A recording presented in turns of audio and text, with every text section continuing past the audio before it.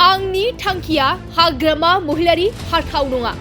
हाग्रामा महिलारि डाঙरियार যদি উদ্দেশ্যটো প্ৰমোট বৰ হাতাৱে হয় এটোটো ভাল কথা তেখেতে মোৰ লগত লাগি থাকক মোৰ উদ্দেশ্যটো হাগ্ৰামা হাতাও নহয় हाग्रामा महिलारिनि थांखिया प्रमोद बर' हाथावब्ला बियो मोजां बाथ्रा। हाग्रामा महिलारि डाঙरियार যদি উদ্দেশ্যটো প্ৰমোট বৰ হাতাৱে হয় এটোটো ভাল কথা आंनि थांखिया बड'लेण्ड ओनसोलनि जौगानाय।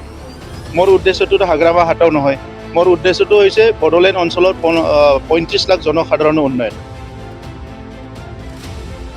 नाथाय बेफोर गोख्रों बाथ्राया जों बुंनाय नङा। बेफोर गोख्रों बाथ्राखौ बिटिआरनि गाहाय मावफुं सोद्रोमा प्रमोद बर'आ खौरांगिरिनि गेजेरजों फोरमायदों। नंगौ बिथां गाहाय मावफुं सोद्रोमा प्रमोद बर'आ हाग्रामा महिलारिनि सायाव बेरफ्रुसार बाथ्रा बुंथिदों। बिथाङा बुंथिदों दि जुदि हाग्रामा महिलारिनि थांखिया प्रमोद बर' हाथावब्ला बियो मोजां बाथ्रा मानोना बिथाङा आंजों थाफानो हाया। हाग्रामा महिलारिनि थांखिया प्रमोद बर' हाथावब्लाबो आंनि थांखिया हाग्रामा महिलारि हाथाव नङा। आंनि थांखिया बड'लेण्ड ओनसोलनि 35 लाख सुबुंफोरनि जौगानायसो होननानै गोख्रों बाथ्रा बुंथिदों बिथां प्रमोद बर'आ।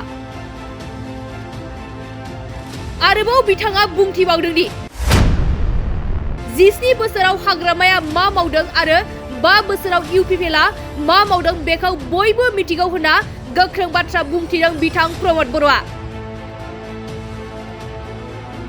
बिनि अनगायैबो प्रमोद बर'आ मा गोख्रों बाथ्रा बुंथिबावखो फै जों आबुङै मिथिना लानि। মই ধন্যবাদ জনাইছো হাগ্ৰামা महिलारि ডাঙৰিয়াৰ যদি উদ্দেশ্যটো প্ৰমোট বৰ হাতাৱে হয় এটোটো ভাল কথা তেখেতে মোৰ লগত লাগি থাকক মোৰ উদ্দেশ্যটো হাগ্ৰামা হাতাও নহয় মোৰ উদ্দেশ্যটো হৈছে বড়োলেণ্ড অঞ্চলৰ 35 লাখ জনসাধাৰণৰ উন্নয়ন। স্যার হাগ্রামা মহিলার 17 বছর শাসন কাল আপনার 4 বছর শাসন কাল কি পার্থক্য কি দেখি পড়াইছে? মাৰ্চত আমি আমাৰ চৰকাৰী ভিজন ডকুমেণ্ট দিম যেতিয়া আপুনি এটা কথা স্পষ্ট দেখা পাব তেখেতসকলৰ 5 বছৰ আৰু আমাৰ 5 বছৰ তেখেতসকলৰ 17 বছৰ আৰু আমাৰ 5 বছৰ কি কাম হৈছে ইয়াৰ সেপাৰেট এনালাইসিস আপোনালোকে মাৰ্চ মাহলৈকে ৰখক মাৰ্চ মাহত আমি ভিজন ডকুমেণ্টত দেখাই দিম। আৰু মই এটা কথা কৈছে বিটিসি পুনৰ সরকার গঠন কৰিব 25 আৰু ইপিএল সরকার যি দুৰ্নীতি হৈছে তাৰ ফাদিল কৰিম বুলি কৈছে। শুভেচ্ছা জনাইছো।